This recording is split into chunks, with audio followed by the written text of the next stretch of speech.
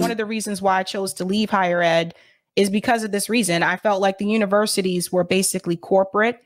And I tell people today, like, universities are businesses. They still have to make money. And you start to see when you work at these institutions that there are certain people at the top that are making a lot of money, and everybody else at the bottom are making sometimes just enough to get by. But I noticed in the article, you did go to the Rutgers University protest, and I want to hear a little bit about that because they were also on this show as well. Right. So I am an adjunct. I teach in the New Jersey prison system through Rutgers in the college degree program, and I go in as an adjunct. So I'm a member of the union. And when the adjuncts and graduate workers and staff decided to strike, of course, I supported the strike and participated in the strike. Well, it's like most universities. You're right. They're run as corporations. The senior staff, administrators at the university, many of whom have MBAs. They haven't spent any time in higher ed. They pull down salaries in the hundreds of thousands of dollars. The president of Rutgers makes $1.2 million a year. The highest paid state employee is the Rutgers football coach. He makes $4 million a year. And then you have adjuncts who make about $6,000 a course, are not given job security. They have to renew their contracts every semester. They're not given health insurance. So they're making, what, $28,000 a year, roughly. And it's not a living wage, especially if you have a family. One of the women I interviewed for that story, and everything that I do put out, both on the Real News, the show, the podcast, everything can be found at chrishedges.substack.com. So it's all centralized there. One of the guys I interviewed, Hank Hallett, in order to make $50,000 a year, he has to teach 7 courses a semester, not just at Rutgers, but at other community colleges, and summer courses without health insurance. So this disparity, it's a replication of the kind of gig economy or a corporate structure. Most of the presidents of these universities are overcompensated fundraisers. They're judged not by the quality of the education they impart to the students, but by the money that they raise. And the more money they raise, the more successful they're considered. So it's completely distorted. We have seen tuition rate hikes that have far outpaced inflation. Student loans, of course, are horrific. What is it, $1.5 trillion or something? And courtesy of Congress, if you declare bankruptcy, you still have to pay the loans, student loans. So yeah, it's a system that has replicated the neoliberal model, and of course, it's hurt education. You have whole departments that are forced to raise their funds from corporate interests, sometimes even the salaries. Well, that's just not going to happen in a philosophy department or theater department or an English department. So accompanying this is the kind of withering away of the humanities, very dangerous. And then finally, of course, most positions at universities are no longer tenure track. I think about 35%. And that means that when you have that job insecurity, you're not going to raise uncomfortable questions, whether it's about the apartheid state in Israel or the corporate coup d'etat or corporate pollution or anything else. It's too risky. And that, of course, is by design. Yes, thank you so much for that. Because people have to understand that universities, when you look at the actual model, it's similar to the model of the US government. So you have a university president, you have a president of the United States, you have donors that donate to politicians in DC. You also have donors that donate to universities for people who are not aware. And it is not uncommon for certain departments to say, well, we need to fulfill the needs and requests that the donors want so that they will continue to be a recurring donor. That's where a lot of the money comes from, and particularly at these institutions that I've worked at, Harvard, Boston University, heavily depend on those types of funds, those donations. And so there are similarities there when you compare it to the United States government. And I think people just need to fully understand that these schools are more like a business, so to speak. And I want to point out something that you mentioned in reference to the salaries. So I worked at Boston University. The president of Boston University was making $2 million a year. And meanwhile, you had staff who were making like $15 an hour, maybe $20 an hour. The president of the university has a house that's paid for by the university. That's not uncommon for someone who's a president of a school. Some of the deans were making like six figures, and everybody else was just trugging along to get by. And then to make it worse, what you run into is that in order to get those upper level positions, you have to get more higher education. So you have to have a master's. Like I was an academic advisor. I had to have a master's degree to get that job. But then sometimes you don't even get those positions because, to your point in your article, you pointed out the MBAs. Those positions end up going to people that have a Master of Business Administration degree who had no experience in higher education at all. And so it's an interesting mix. And I'm glad that you wrote this article because I've been complaining about this for quite some time. And I'm wondering if you wonder, like, how did this come to be? Because I feel like universities, even the public universities, weren't always this way. Well, Rutgers is a public university, and that, of course, is to our advantage because we can see what everyone is paid. It's public. Well, public universities have had their funds slashed, so they have become dependent upon wealthy donors. And how are these MBAs rewarded? Well, they're rewarded for reducing costs, and that means slashing salaries, raising tuition fees, raising student fees. For our Rutgers student, every Rutgers student gets $400 taken out of their tuition payments to go to the athletics department, because of course Rutgers made this kind of crazy decision whereby they wanted to become a top 10 school, and their football team is kind of a disaster. And of course that meant staggering sums of money being pumped into the athletics department. And Rutgers athletics has an annual operating deficit of $73 million. And that's all paid for by student tuition revenue and taxpayers.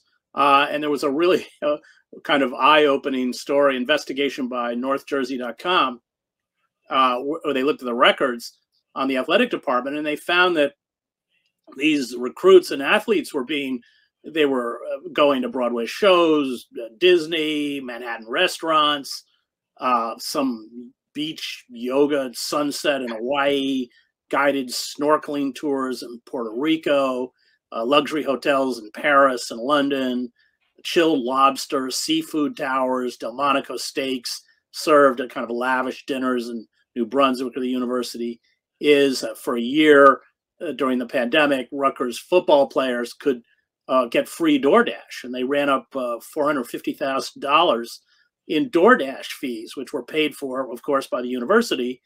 And meanwhile, Rutgers has this terrible win-loss record for the last decade. They never fill their 52,000 seat stadium, and so they're just bleeding. And as I mentioned before, the football coach makes $4 million. The assistant football coach makes, I think, $1 million. They're just bleeding the university of money. And meanwhile, people who are teaching and carrying, of course, a greater degree of the teaching load because it's dumped on adjuncts can apply for public assistance. Yep. Yeah, I think a lot of people don't realize that adjunct faculty aren't paid as well. And you're right, when you mention like these tenure positions, people have to understand, I really feel like tenure is on its way out because it's really hard to get those positions. It's like searching for a needle in a haystack. Everybody wants to be on that tenure track so that they can have the full benefits of a tenure faculty member.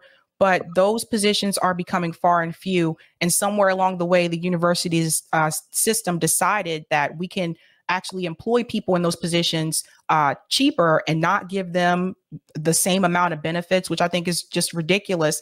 And people will push back on me and they'll say that, well, why would people take those positions?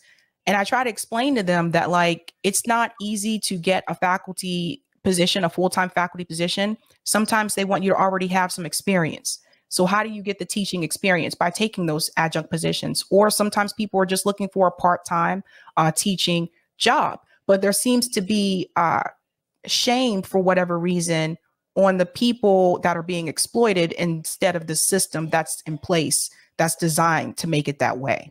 Just something I've noticed. Well, these people love teaching. I love teaching. And that's their passion. That's what they're good at. That's what they care about. That's what's the tragedy. The same with, the same thing is happening to journalism.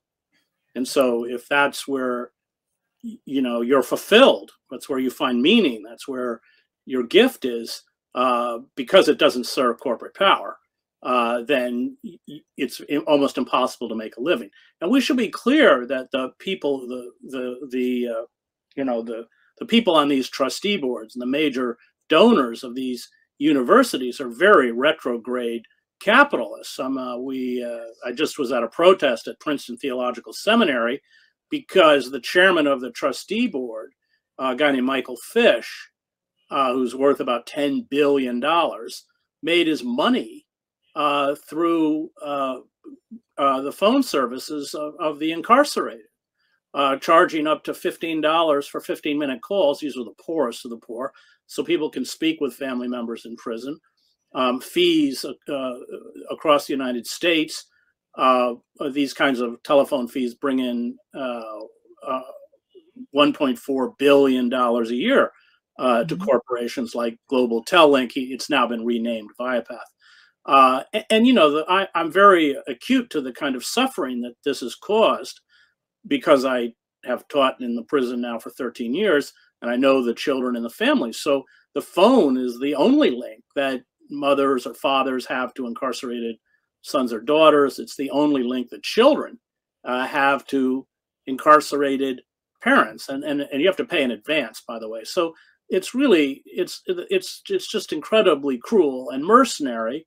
And this is the guy who's the chair of the trustee board at a seminary. It doesn't, it's all about the worship of money. I mean, half of these people on these trustee boards should probably be in prison. But the universities, and Princeton University is one of the worst. And these people have outsized power. I mean, you have to be a kind of fervent cheerleader for neoliberalism if you're going to make it into an economics department and get tenure. Otherwise, you're not going to have a voice. I mean, they are very clear about the lines they draw, and these universities cater to the lines. So the money, and I did my graduate work at Harvard. I think it's Harvard endowment's now $50 billion. It's insane. Yep. But it doesn't create better education, because it actually constricts the ability within universities to ask questions that challenge the dominant narrative. Those questions are not going to get asked. And it reminds me of Cornell West's previous situation, where depending on the stance that you have in reference to Israel and Palestine, even something like that can prevent you from getting a tenure position. And I think a lot of people watching, are familiar with that story, but I thought that was absolutely ridiculous. Like, you can't even have a different political view than what they want you to have in order to move up in the ranks in higher education. Right. So Cornell was denied tenure, which, imagine that, at Harvard. I suspect that much of it was driven by the Israel lobby, although he had a lot of enemies, Larry Summers and others, who had already pushed him out of Harvard in the previous era. So yeah, if you stand for support BDS, as both Cornell and I do, that alone is going to get you censored out of most universities. So that's what's unfortunate, that these people are struggling, and they know that if they, however tepidly, raise these issues, they can be reported, often by a student, and they're instantly dismissed. I mean, Norman Finkelstein is a good example of someone who, since he was a graduate student at Princeton, got his doctorate at Princeton, has challenged the Israel lobby. We should be clear, he's the son of Holocaust survivors. And the Israel lobby, Alan Dershowitz and others, has just hounded him from university to university to make sure that he's either driven out or never given a permanent position. and that's just one example. So yeah, if you actually stand up to the system, then there's almost no place for you within a university. And Cornell had to leave Harvard and went. He didn't have to leave, but he wasn't going to stay. He went to back at Union Theological Seminary. But Cornell is one of the very few exceptions of major academics. If you really draw up a list, I mean, there aren't many. Noam Chomsky's not. I don't know if he's still teaching at the University of Arizona, but I think he is actually. But there's very few academics. Howard Zinn, driven out of Boston University, quite ruthlessly by this crazed President Silber. So yeah, there's no room. I mean, these universities are transforming into vocational institutions. So Princeton, I live in Princeton. I've taught at Princeton University or Harvard. The largest major is computer science. It's all about engineering, biotech. It's about finding your slot within the corporate system. And that pleases the donors. And the other thing that is kind of remarkable is how these donors are lionized within the universities solely because they are rich. So you have, this is in the column that I wrote, at institutions like Harvard, Harvard's just renamed its Graduate School of Arts and Sciences after this very right-wing mega Republican donor, Kenneth Griffin, because he gave them $300 million. And I was involved a decade ago when Harvard renamed the imagine this, the W.E.B. Du Bois Institute for African and African American Research. Well, a private equity mogul named Glenn Hutchins donated $15 million, and they renamed. I mean, let's just back up. I mean, Du Bois is hands down one of the greatest scholars and intellectuals in American history. They renamed this center after a white equity financier. I mean, it's shameless. So Harvard argued that they subsumed the W.E.B. Du Bois Center into what's now the Hutchins Center, whatever it's called. But that was just a move to save face. I mean, it's Hutchins' name over it. It's crazy. But it's all about money, money, money. That's it. And kind of the wealthier the school, the worse it is. I mean, does Harvard really need more money? Yeah, that's a kind of legitimate question. Does Princeton? I don't know what their endowment. I think it's $9 billion or something. I mean, this is more. Harvard's got more money than some countries. Yeah, for people who are not aware, Harvard has the largest endowment in Massachusetts out of all the other in the world. Yeah, I think it's in the world.